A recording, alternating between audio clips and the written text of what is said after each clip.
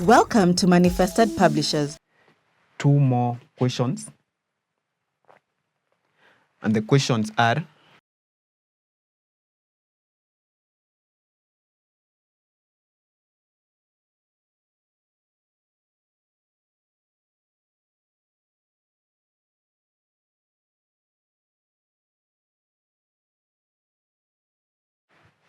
there are those three, just one question.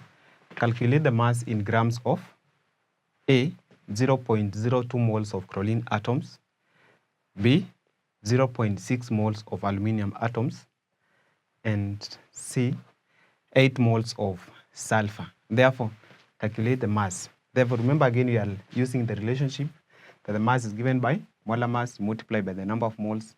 The molar mass is divided by the number of moles.